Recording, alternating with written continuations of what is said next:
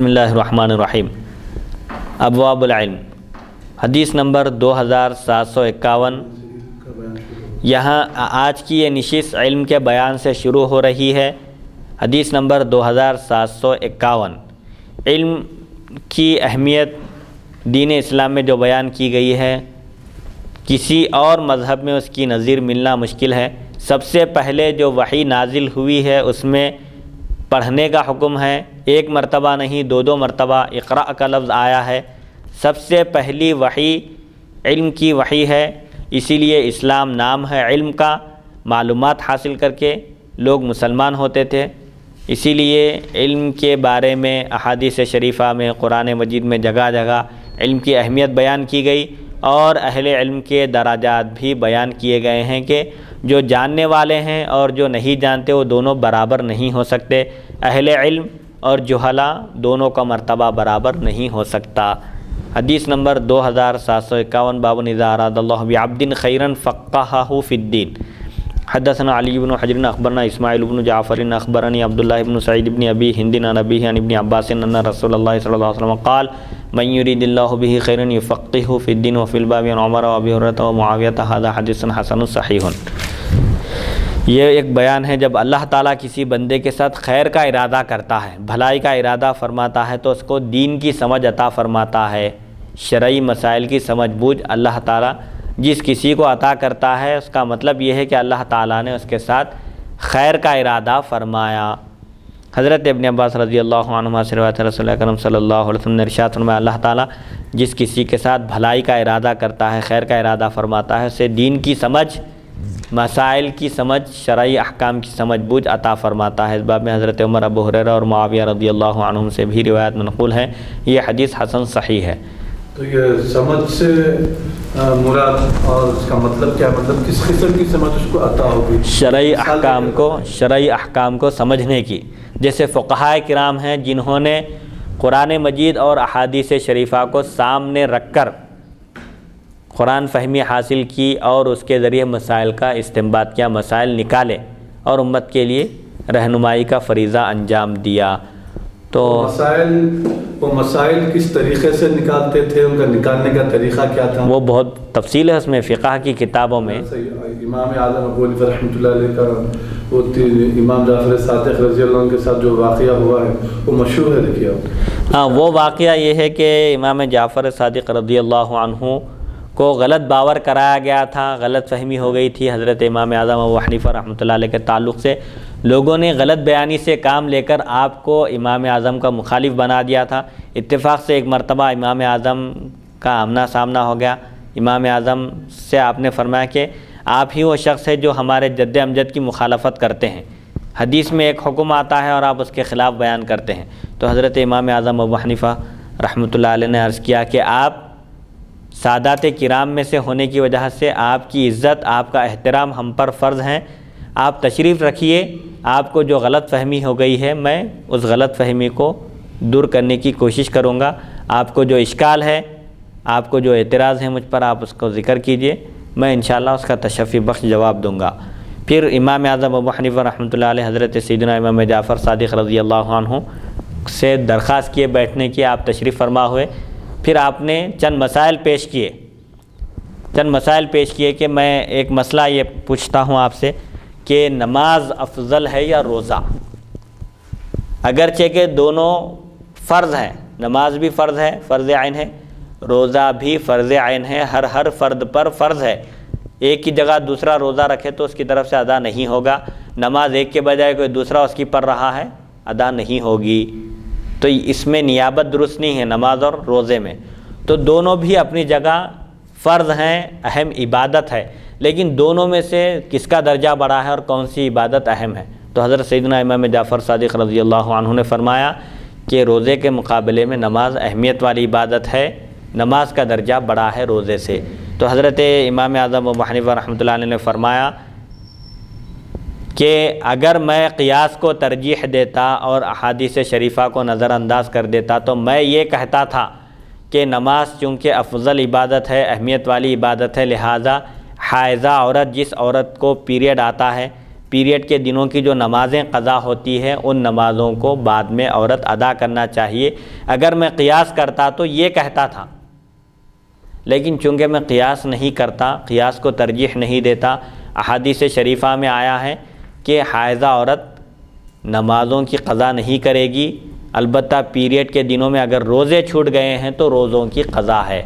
قیاس تو یہ چاہتا ہے کہ اہمیت والی عبادت نماز ہے تو نماز کی قضا ہونا چاہیے، عورت کے پیریڈ کے دنوں میں جو نمازیں اس سے چھوٹ جاتی ہیں ان نمازوں کی قضا کرنا چاہیے، لیکن شریعت یہ کہتی ہے، احادیث شریفہ سے معلوم ہوتا ہے کہ نمازوں کی قضا نہیں ہے عورت کے ذمے، پیریڈ کے دنوں میں جو نمازیں چھوٹ جاتی ہیں ان کا کوئی مواخذہ بھی نہیں ہے اور قضا بھی نہیں ہے، البتہ روزے اگر چھوٹ جائیں تو روزوں کی قضا ہے۔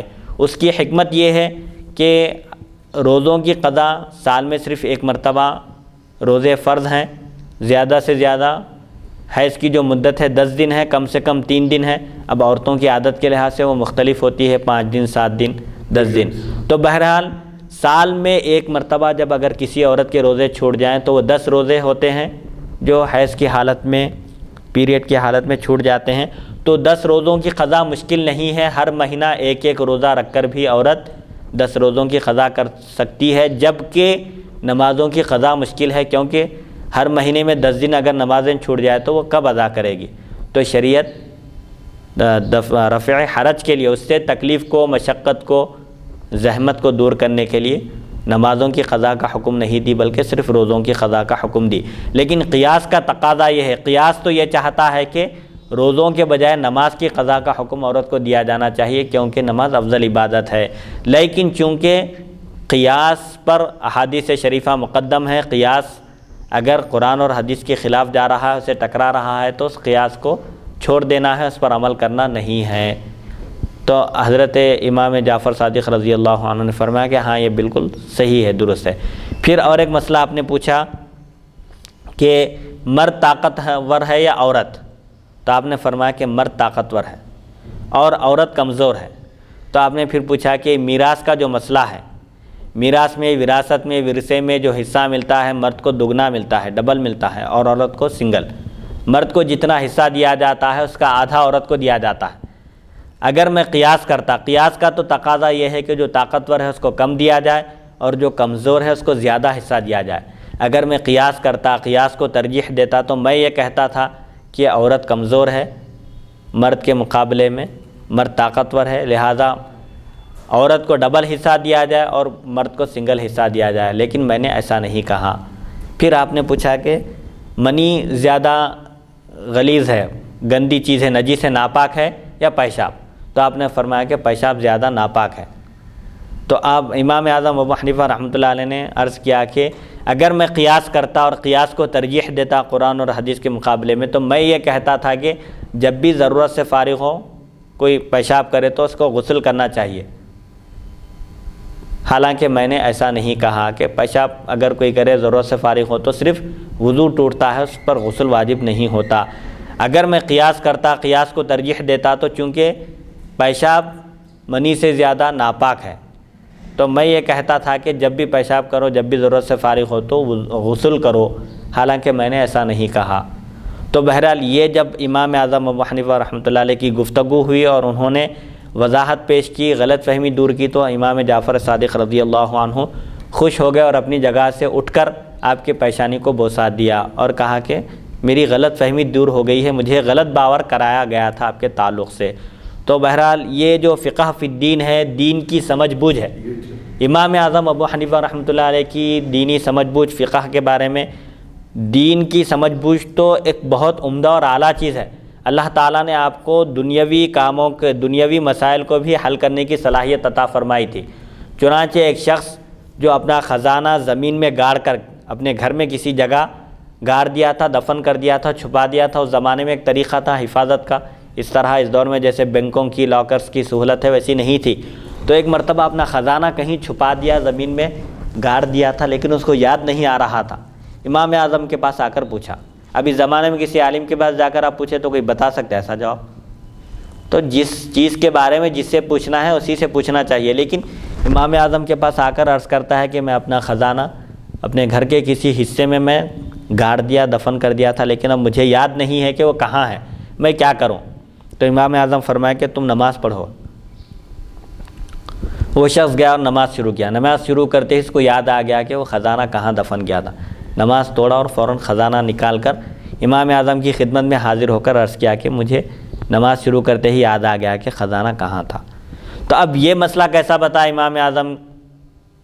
اب کسی کی کوئی چیز گم ہو گئی ہے اور نماز پڑھنا شروع کرے تو معلوم ہو جاتا کیا اس کو؟ تو امام اعظم جو بتائے، ایک حدیث شریف پر ان کی نظر تھی جس میں حضور اکرم صلی اللہ علیہ وسلم نے ارشاد فرمایا کہ جب اذان ہوتی ہے تو شیطان ریح خارج کرتے ہوئے فرار ہو جاتا ہے، لیکن جب اذان ہو جاتی ہے، ختم ہو جاتی ہے، تو آ کر بندے کو نماز کو جانے سے روکتا ہے، بہکاتا ہے، مختلف کاموں میں مصروف کر دیتا ہے، ریح خارج کر کے بھاگ جاتا ہے، ریح خارج کرتے ہوئے شیطان۔ مطلب یہ ہے کہ وہی دم دبا کر بھاگنا جس کو کہتے ہیں اردو میں، ایسا فرار ہو جاتا ہے، اذان کے کلمات سن کر اس پر ہیبت طاری ہوتی ہے، وحشت محسوس ہوتی ہے، بھاگ جاتا ہے۔ پھر وضو کرتے وقت آتا ہے، وضو میں بھی وسوسہ ڈالتا ہے کہ ہاتھ دھوئے یا نہیں، 3 مرتبہ دھوئے یا نہیں۔ یہ شیطان کا کام ہی ہے، وہ انسان کے جسم میں، مومن کے جسم میں ایسے دوڑتا ہے، ایسے کام کرتا ہے جیسے خون ہے۔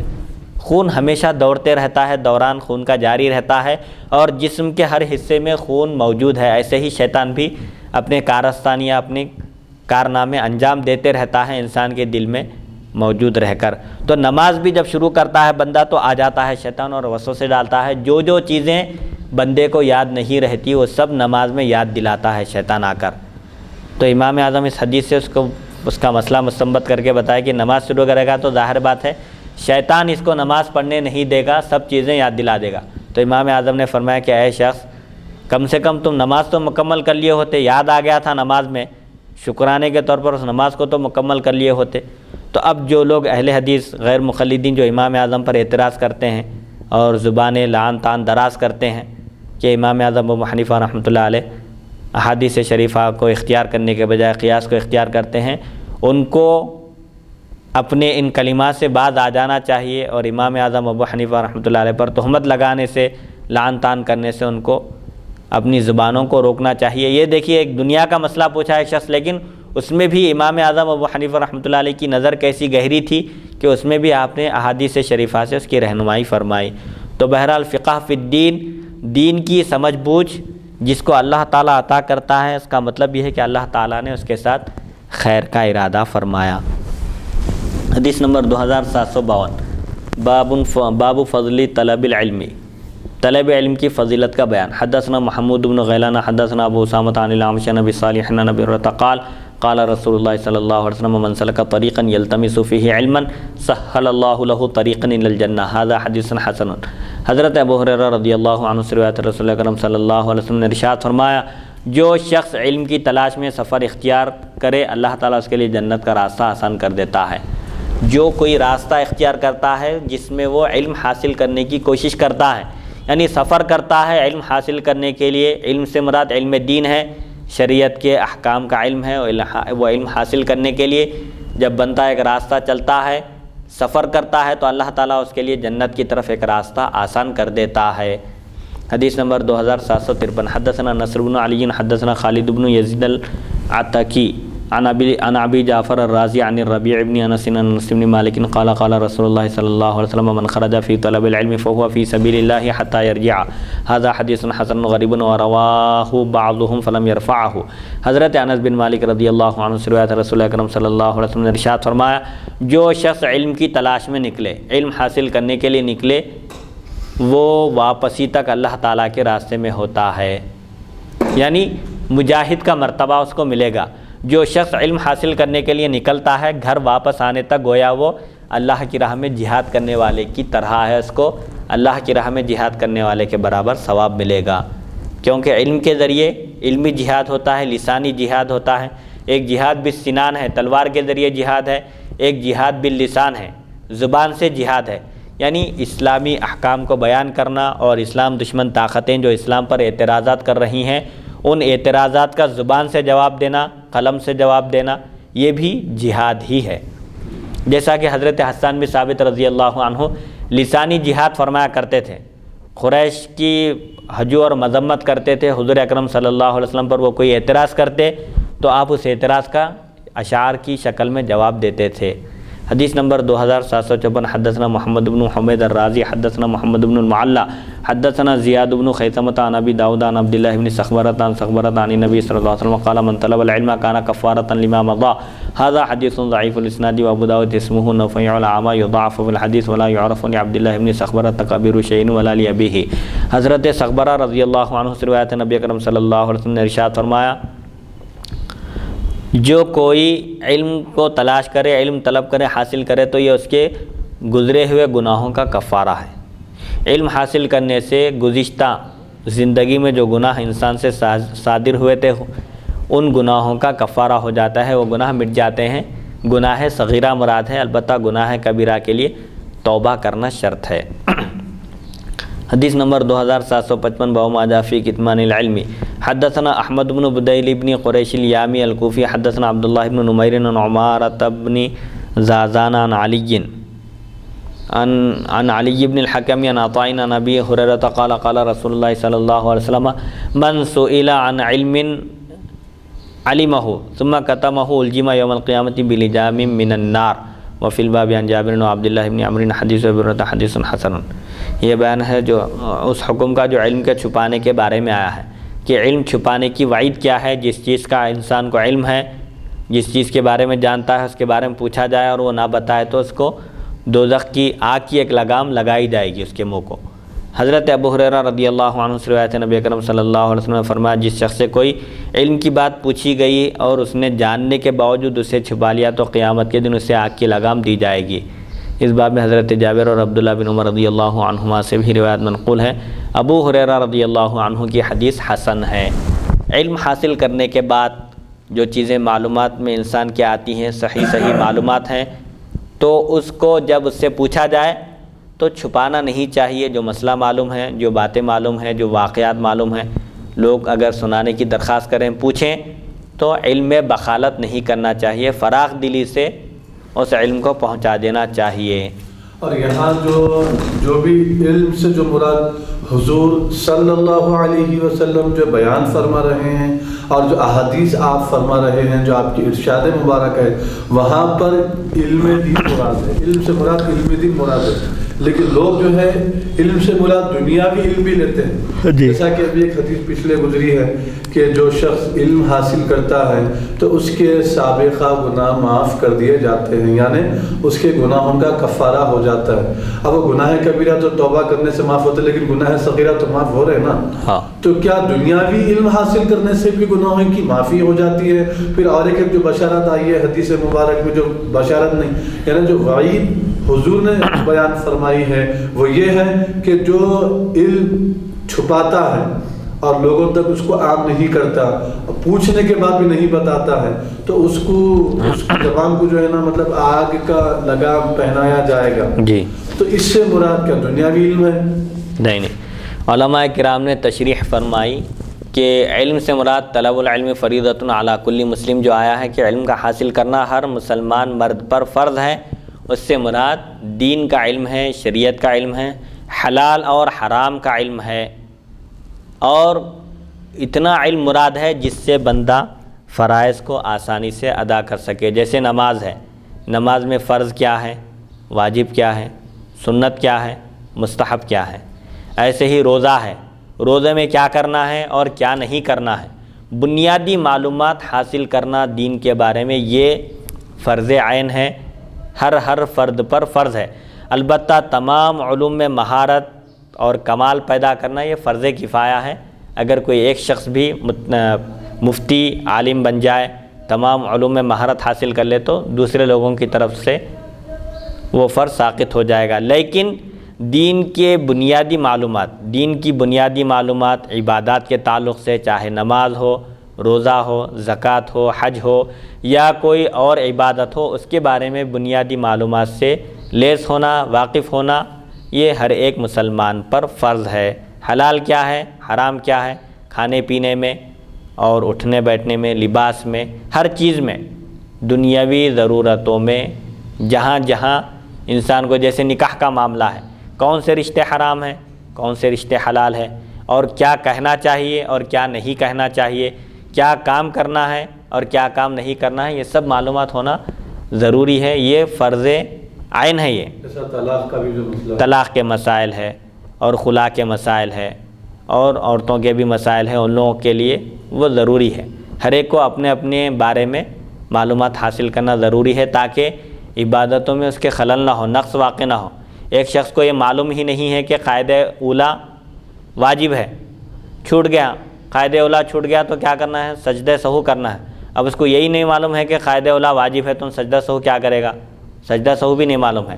تو دین کے جو بنیادی معلومات ہیں، خاص طور پر نماز جو روزانہ پڑھنے کی عبادت ہے، روزانہ ادا کرنے کی عبادت ہے، اس کے بارے میں نماز کے فرائض اور اس کے ارکان اور اس کے شرائط اور اس کے واجبات سے بھی واقف ہونا ہر ایک مسلمان کے لیے ضروری ہے۔ اور کم سے کم قرآن کی جو تعلیم ہے بنیادی طور پر تجوید کے ساتھ قرآن پڑھنا لازم اور ضروری ہے، اور پھر کم سے کم اتنا قرآن یاد ہونا بھی ضروری ہے جس سے نمازوں میں وہ تلاوت کر سکے بقدر ضرورت ہی کیوں نہ ہو۔ حدیث نمبر، مراد نہیں ہے اس میں، دنیاوی علم مراد نہیں ہے، اگرچہ کہ دنیاوی علم حاصل کرنے کی اجازت دی گئی ہے، اگرچہ کہ ہاں اجازت ہے، دنیاوی علم بھی ایسا علم ہو جس میں کفر شرک بیان نہ کیا گیا ہو۔ ہاں وہ جیسا کہ بعض اسکولوں میں کالجوں میں بھجنا وغیرہ جو ہے بچوں کو جو ہے نا مجبور کیا جاتا ہے کہ وہ بھی بچوں کے ساتھ شامل ہو کر بھجن پڑھے، جی، اور وہ بھجن جو ہے کفریہ الفاظ سے جو ہے بنائے ہوئے ہیں، جی، اس میں کفریہ اشعار جو ہے اس کے اندر لکھے ہوئے ہیں، نہیں، تو ایسا بھجن پڑھنا مسلمانوں پر حرام ہے، جی، بلکہ ایسے اسکول میں بچوں کو تعلیم دلانا بھی حرام ہے۔ حرام ہے۔ جی، حدیث نمبر 2756، باب ما جاء في الاستسقاء بمن يطلب العلم، حدثنا سفيان بن وكيع حدثنا ابو داود الحفري عن سفيان عن ابي هارون قال كنا نأتي ابا سعيد فيقول مرحبا بوصية رسول الله صلى الله عليه وسلم ان النبي صلى الله عليه وسلم قال ان الناس لكم تبع وان رجالا يأتونكم من اقطار الارض يتفقهون في الدين واذا اتوكم فاستوصوا بهم خيرا قال علي بن عبد الله قال يحيى بن سعيد كان شعبة يضاعف ابا هارون العبدي قال يحيى وما زال ابن عون يروي عن ابي هارون العبدي حتى مات وابو هارون اسمه عمارة بن جوين۔ طلباء کے بارے میں نیکی کی وصیت کا بیان۔ علم حاصل کرنے والے جو طلباء آتے ہیں ان کو خیر کی نصیحت کرنا چاہیے، بھلائی کی وصیت کرنا چاہیے۔ حضرت ابو ہارون کہتے ہیں ہم ابو سعید کے پاس آتے، ابو سعید خدری صحابی رسول صلی اللہ علیہ وسلم کے پاس آتے تو فرماتے رسول اکرم صلی اللہ علیہ وسلم کی وصیت تمہیں بیان کروں؟ مرحبا کہتے، جب طلباء علم حاصل کرنے کے لیے آتے تو مرحبا کہتے۔ مرحبا کا مطلب کیا ہے؟ مرحبا یعنی تمہارا خیر مقدم ہو، خوش آمدید کے معنی ہیں۔ حضور اکرم صلی اللہ علیہ وسلم نے ارشاد فرمایا لوگ تمہارے تابع ہیں۔ لوگ جو حضور اکرم صلی اللہ علیہ وسلم کے دیدار پرنور سے مشرف نہیں ہوئے، ظاہر بات ہے وہ صحابہ کی پیروی کریں گے، صحابہ کی اتباع کریں گے، صحابہ کے تابع رہیں گے، علم حاصل کرنے میں ان سے علم حاصل کریں گے، اور بہت سے لوگ اطراف و اکناف سے تمہارے پاس دین کی سمجھ بوجھ حاصل کرنے کے لیے آئیں گے۔ یہ بھی پیشن گوئی ہے، جی، تفقہ فی الدین، فقہ فی الدین کے لیے آئیں گے، اور جب وہ تمہارے پاس آئیں تو انہیں نیکی کی وصیت کرو، یعنی ان کے ساتھ اچھا سلوک کرو، خیر کی وصیت کرو، نصیحت کرو، اور علم جو تم کو عطا ہوا ہے، جو کچھ تم نے حاصل کیا ہے اس کو عام کرو، اس کی تبلیغ کرو۔ بہرحال فقہ یہ قرآن اور حدیث کے خلاف ہوتی تو حضور اکرم صلی اللہ علیہ وسلم فقہ کی نہ تعریف فرماتے، نہ اس کی تلقین فرماتے، نہ اس کی نشر و اشاعت کا حکم دیتے۔ فقہ فی الدین اور غالباً جھوٹ کا لفظ ہے، شاید یہ دو مومن میں جمع نہیں ہو سکتے۔ تفقہ فی الدین کی دولت سے جو مالا مال ہوتا ہے وہ منافق نہیں ہو سکتا۔ سبحان حدیث نمبر 2757، حدثنا قتيبة حدثنا نوح بن قيس عن ابي هارون العبدي عن ابي سعيد الخدري عن النبي صلى الله عليه وسلم قال يأتيكم رجال من قبل المشرق يتعلمون فإذا جاءوكم فاستوصوا بهم خيرا قال فكان ابو سعيد اذا رآنا قال مرحبا بوصية رسول الله صلی اللہ علیہ وسلم هذا حديث لا نعرفه الا من حديث ابي هارون العبدي عن ابي سعيد الخدري۔ حضرت ابو سعید خدری رضی اللہ عنہ سے روایت نبی اکرم صلی اللہ علیہ وسلم نے ارشاد فرمایا تمہارے پاس مشرق کی جانب سے کچھ لوگ علم حاصل کرنے کے لیے آئیں گے، جب وہ تمہارے پاس آئیں تو انہیں بھلائی کی نصیحت کرو۔ ابو ہارون کہتے ہیں حضرت ابو سعید خدری رضی اللہ عنہ جب ہمیں دیکھتے، طلباء کو دیکھتے جو علم کے شوق میں علم حاصل کرنے کے جوش و خروش کے ساتھ حاضر ہوتے آپ کی خدمت میں، تو فرماتے تھے تمہیں رسول اکرم صلی اللہ علیہ وسلم کی وصیت مبارک ہو، حضور اکرم صلی اللہ علیہ وسلم نے تم لوگوں کے بارے میں نصیحت فرمائی، وصیت فرمائی اور تاکیدی حکم فرمایا کہ تمہارے ساتھ اچھا سلوک کیا جائے۔ حضور کی وصیت ہے تمہارے ساتھ اچھا سلوک کرنے کی، بلکہ فرماتے تھے اور ان کو علم کی دولت سے بھی نوازتے تھے۔ حدیث نمبر 2758، باب ما جاء فی ذهاب العلم۔ حدثنا ہارون بن اسحاق الحمدانی حدثنا عبدۃ بن سلیمان عن ہشام بن عروۃ عن ابیہ عن عبد اللہ بن عمرو بن العاص قال قال رسول اللہ صلی اللہ علیہ وسلم ان اللہ لا يقبض العلم انتزاعا ينتزعه من الناس ولكن يقبض العلماء حتى ولكن بقبض العلماء حتى اذا لم يترك عالما اتخذ الناس رؤوسا جهالا فسئلوا فافتوا بغير علم فضلوا واضلوا۔ وفي الباب عن عائشة وزياد بن لبيد هذا حديث حسن صحيح وقد روى هذا الحديث الزهري عن عروة عن عبد الله بن عمرو عن عروة عن عائشة عن النبي صلی اللہ علیہ وسلم مثل هذا۔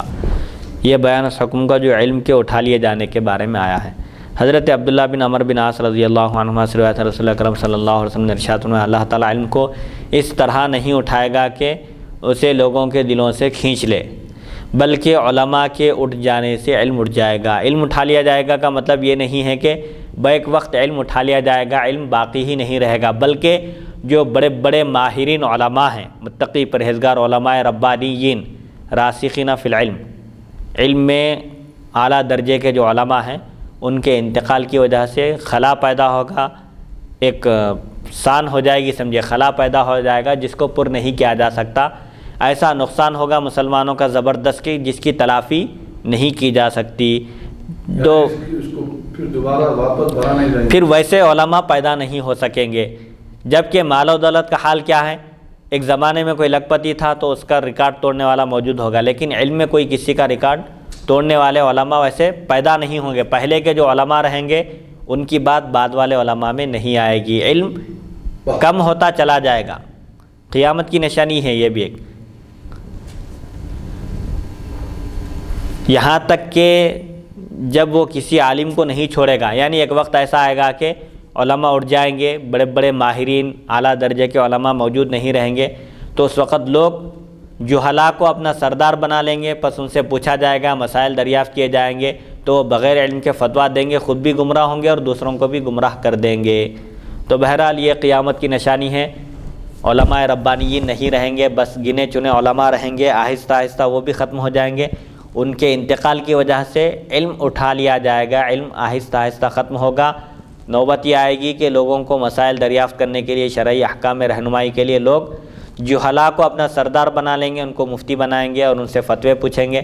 وہ لوگ علم نہیں رکھیں گے، ان کے پاس کچھ علم نہیں ہوگا، اس کے باوجود وہ لوگ بغیر علم کے لا علمی میں فتویٰ دے دیں گے، خود بھی بھٹک جائیں گے اور دوسروں کو بھی سیدھے راستے سے ہٹا دیں گے۔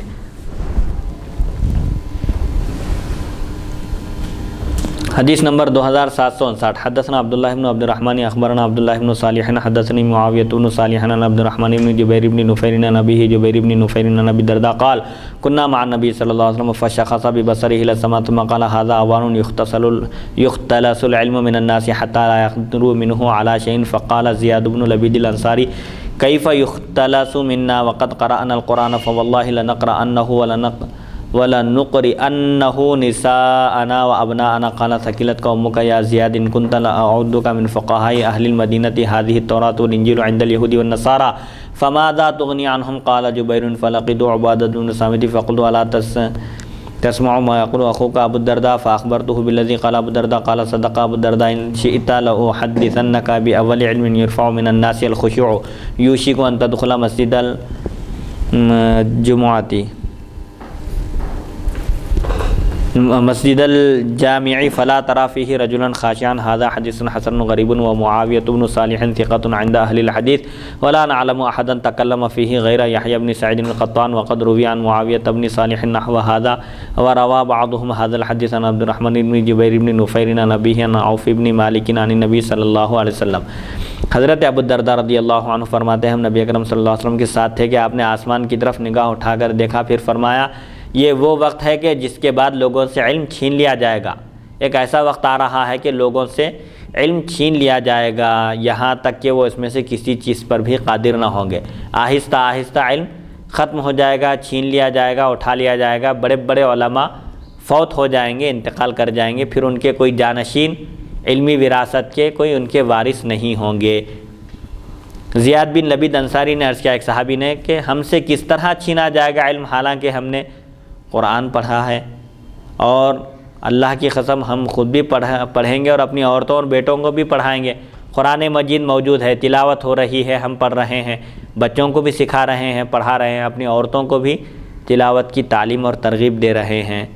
تو نبی اکرم صلی اللہ علیہ وسلم نے فرمایا زیاد تمہارا بھلا ہو، میں تو تمہیں فقہائے مدینہ میں سے سمجھتا تھا، میں تو تمہیں سمجھدار آدمی، فقہ دین کی سمجھ بوجھ رکھنے والا آدمی سمجھتا تھا، لیکن تم اس بات کا مطلب نہیں سمجھ سکے کہ علم اٹھا لیا جائے گا، مطلب یہ ہے کہ انہوں یہ سمجھ رہے ہیں کہ ہم قرآن پڑھ رہے ہیں، قرآن ہمارے سامنے موجود ہے، عورتوں کو بھی تعلیم دے رہے ہیں، اپنے بچوں کو بھی پڑھا رہے ہیں، پھر کیسا چلے جائیں گا علم؟ اتنے لوگ جب یاد رکھیں گے، ازبر رکھیں گے۔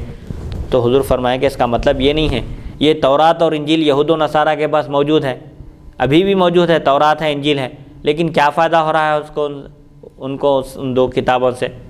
جب تک عمل نہیں کریں گے اس وقت تو کوئی فائدہ نہیں ہوگا۔